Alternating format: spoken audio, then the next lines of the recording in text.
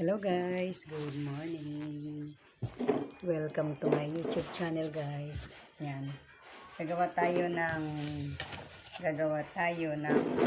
pumpkin. Yan. Ito ang ihahanda kong pumpkin. Tapos yung pinagbalatan ko, babaran ko yan ng tubig. At ito yung itatanim ko dyan sa mga halaman ko para maging healthy sila. Ayan, ang daming lemon guys. Oh. Free lemon dito. Gusto nyo pumunta dito, meron. Tapos yan, alisin ko yung balat. Ganyan. Ito yung favorite nila sa Saudi guys favorite nila sa Saudi na soup, yung pumpkin with breast chicken. Dito sa atin, meron naman tayong kumakain naman tayo ng baboy, di ba? Pwede mong kep-kepan ng baboy, yung taba. Tapos igisa mo yun. Tapos lagyan mo ng sibuyas sa kabawang. Tapos ito, kapag na-boiling ko na to, blender, di ba? Maging syrup. Pero hindi masyadong maraming tubig kasi may kailangan malapot lang ng konti. Kasi kung marami namang tubig, hindi naman masarap, di ba? Yan. Hindi naman masarap. I-boiling mo lang yan, guys. Sarap yan, try mo. Kapag ito ang natikman mo ito, yung ganito na pumpkin soup, sigurado. Ibigay mo sa mga apo mo, sa mga anak mo, asawa mo, yan. Favorite nila yan. Yan, ang sarap. Kasi dati ko niniluto ito doon sa Saudi. Favorite nila to. Kapag ka nagpupunta yung mga kapatid ng amo ko doon, nagre-request sila ng pumpkin soup. Yan, favorite nila yung soup ni Lydia. Tapos yung palalit. Yan ang gusto nilang pagkain. At saka yung marak. I miss marak. Yung marak, yung laman ng sheep. Ano ba yun? Yung sheep or goat, kanon, baka, yung cow, yung beef.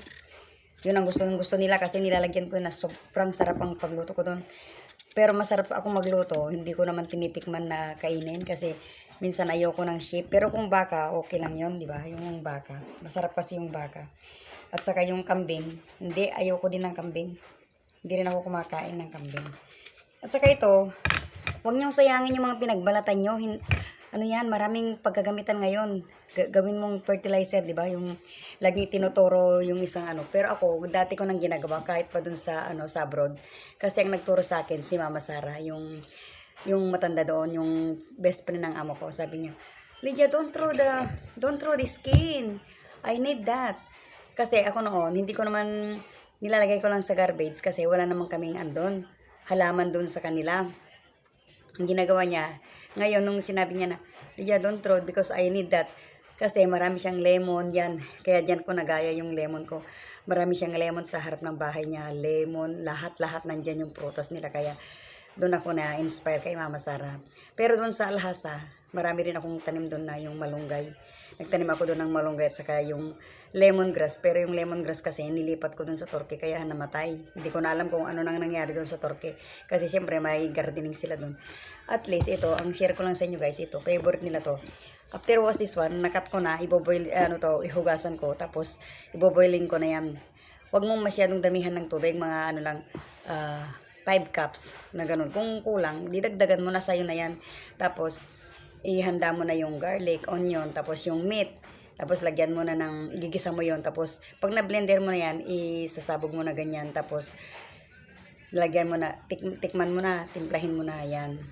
Napakasarap. Grabe, matikman mo yan. Grabe. Tapos, lagyan mo ng kung ano yung gusto mong ilagay na herbs. Nasa iyo na yan, di ba? Pero kasi sa amo ko, minsan nag-aaway kami. Kasi ang gusto niya, kapag nakikialaman niya yung soup ko, ay ayoko. Kasi yung taste ko, iba. Sa kanya kasi, alam niyo yung dry na lemon, yung ganito. Yung pinagpihipigaan ng lemon doon sa Saudi kasi marami. Di ba, pinipiga yung lemon, ginagawa namin na suka. Yung lemon kasi napakadaming lemon doon sa Saudi. Yung di ba ito hihiwain mo yan tapos squeeze mo yan, alisin mo yung tapos linisan namin mabuti, lagyan namin ng asin tapos ipainit hanggang madry, hanggang mangitim. Yun ang nilalagay niya, yung dry na lemon. Nilalagay niya doon para masarap daw. Sa kanila kasi gusto nila yung maasim tapos nilalagyan niya ng suka. Sabi ko, Mama, don't put vinegar now. If they want to eat and they taste, sabi ko gusto ko yung matikman nila yung yung recipe ko. Kung gusto nila ng suka, lalagyan nila. Kaya yun. Sabi niya, okay, okay. Kaya nung natikman nila yung mga amo ko, yung mga kapatid niya, wow. They said, wow, Lydia, your recipe is good. Nako, nagre-request na yan. Kahit, nako, sabi ko nga, doon nila namimiss yung recipe ko na soup. Yan, they favorite ang soup ko. Tapos yung palalit, favorite ng amo ko.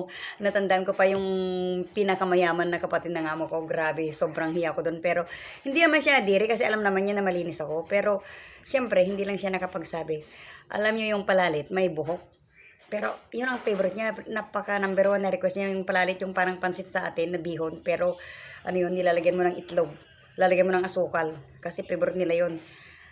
Alam mo, kumain yung amo ko, yung kapatid ng amo ko. Eh, napakagwapo yun. Tapos, ano pa, ang bait pa, saka mayaman. Grabe, sobrang yaman yung special na guest namin kasi, ano yun, may okasyon sa amin. Yun ang guest namin kasi mayor yun ng, vice mayor ng Alcobar yun. Tapos, alam nyo, ano siya, mayroon siyang nakain na, mayroon siyang nakitang buhok sa, doon sa palalit. Pero hindi ko naman alam kasi marami naman kami. Pero ako ang nagluto doon. Buti na lang hindi nagalit. Tapos yung amo ko pumunta doon sa akin. Lydia, sabi niya, yung palalit mo may buhok. Pero mahaba naman yun. Hindi naman mahaba yung buhok. Pero mahaba pa rin yung buhok nun. Tapos nag-sorry na lang ako doon sa kapatid niya. Pero sabi niya, it's okay, no problem, sabi niya. Pero yun, siyempre, next time. Kaya minsan, nag-ano ko yung cover your hair para hindi ka na malagyan ng tubig. Ay, malagyan ng buhok yung kinakain nila, di ba? Para clean. Kaya nga yung mga chief cook, nag-ano sila ng puti kasi para hindi malagyan yung mga pagkain kasi maraming kumakain. Masisira yung customer mo kapag, siyempre, kahit masabihin nila nakikita kanila na malinis, pero yung niluto mo is from restaurant is may buhok, nadidiri sila, di ba? Kung meron silang nakikitang konting dumi dun sa kinain mo na, di ba kahit naman tayo kapag bumibili tayo sa mga bakery, diyan sa mga bakery, sa mga di ba? Kapag nakikita mo na pumapasok yung langaw, minsan ayoko nang bumalik doon. Kasi kapag nakikita ko yung langaw doon sa loob ng istante, parang nadidiri na ako. Ayoko na akong bumili doon, hindi ko na maulit bumili kasi nakikita ko yung langaw doon nandun sa loob, parang pabaya sila ganoon. Kaya ako, isi-share ko lang ito kasi experience ko na yun sa Saudi. Pero buti na lang, noon, nung alam ko na yan na gano'n, hindi na open yung ko yan, kinukoberan ko yan, inaano ko yan, tinatali ko, tapos may cover na kami, ganyan. Kasi bumibili na kami ng net, yung green na nilalagay sa loob, gano'n. Yan lang guys, tikman nyo tong, this is my recipe today, tapos ilalagay ko dyan sa reels ko, kung paano kainin yung apo ko kasi favorite niya kahapon ito, yung kalabasa with ampalaya, nandyan na siya. Nandyan na ba? Nandito na sabi ko nandito na siya. Dito. Nandito na yung favorite niya ng kalabasa. Good morning, my princess. Ano yung kinain mo na ko? Sige na. Hindi manan. Meron akong ibibigay sa iyo. Meron akong ibibigay. Meron pa sa iyo dito. Yung tinira ko kagabi. Nasaan na? Ala, wala na. Saan na ba? Yan, halika na. Hello, tita. Nandito magloloto si lola ko ng... Kiss mo nga si lola para ipakita mo sa mga Sige na. Sige na. Say hi na. Sige na. Ito yung apo ko na sobrang to sa akin yan. I love you. Sige na. I love you, mga tita. Sige na, I love you na. Sige na, bye-bye na. Flying kiss. Flying kiss na. Tapos nandito yung sayo. Meron akong iniwan na Pero minsan hindi ko pinapakita pag gabi kasi nako, hindi niya titigilan. Yan lollipop, favorite niya. Your lollipop. Yan guys, yan lang i-share ko ngayon. Kaya ngayon, tingnan natin dito sa labas. Tingnan nyo naman ang Isabela guys. Ayan. Pasok ang swerte, labas ang mga malas. Pasok ang swerte, labas ang malas. Pasok ang swerte. Yan So, tingnan nyo naman guys, ang Isabela ngayon, lumaambon. Ngayon ko lang, at saka meron akong ipapakita sa inyo guys. Andito na yung bagong swerte sa buhay ko. Tingnan nyo. Kaya kayo, kapag mahal mo ang mga alaman mo, mahintay mo na mamulaklak. Tingnan nyo naman guys. Meron ako. Yun Pinagyayabang ko naman ang snake plant ko guys. I love you snake plant. You see the flower is coming. You see that? Yan Yan ang bulaklak. Nakikita nyo ba? Yan. At saka nandun sa labas, guys. Kasi umuambon eh. Ito, meron na rin yan. Meron pa dito, guys. Oh. Konti pa lang lumalabas yan. Oh, nandyan pa lumalabas na. Kaya nga, sabi nga nila, kapag masipag ka at saka mahilig ka sa halaman, meron din magpapasaya sa'yo, di ba? Gaya yan, oh, namumulaklak na naman, guys. Tapos, alam mo, yung kapag namulaklak na yan, kunin ko yung bulaklak. Lalagay ko sa wallet ko. Lalagay ko sa wallet ko para hindi, kahit hindi maubusan ng piso-piso, okay yan, walang problema, di ba? Kasi, ang mga halaman ay nagpapaswerte din sa buhay natin. Hindi mo nang sabihin na, kaya nga tayo masipag, maghalaman ka, mag-alaga ka ng hayop, at saka yung ano yung naisip mo na mabuti, maganda yun, di ba? Kaya, shout out sa mga mahilig sa halaman, yung mga plantita dyan. Good morning, and sana please subscribe my channel. Kahit na konti pa lang yung subscriber ko. Shout out kay Ma'am Moji on air. Ingat ka palagi dyan, sis. Ang bait mo, at saka yung, alam mo, minsan, paulit-ulit kong pinapanood yung mga videos nyo, pero hindi katulad ko na masipag kasi wala naman kong libangan, kundi yan, manood ng YouTube. Ayan, nagtatrabaho ako, pero yung kamay ko na isa, nakahawak sa, nakahawak sa isang, di ba habang, pero kung naglalaba ako, nilalagay ko lang sa isang place na ganun, nakikinig naman ako sa inyo, nanonood, hindi ko naman pinababayaan kasi, kaya kapag ka manood ka, mag-support ka sa isang tao, kailangan full support, panoorin mo mabuti, panoorin mo, pakinggan mo yung mga, gaya ko, kahit madaldal ko, kahit huwag nyo nang panoorin, basta pakinggan nyo yung sinasabi ko. Minsan, meron din kang mapupulot na salita ni Lydia, di ba? Kaya ito lang yung subscribe, yung share ko sa inyo. Now is Thursday. Kailangan magluto tayo ng soup kasi umuulan, di ba? Umuulan. Imbes na munggo, ayoko ng munggo kasi palaging munggo, kaya ito. Yan. Ang pagkain namin.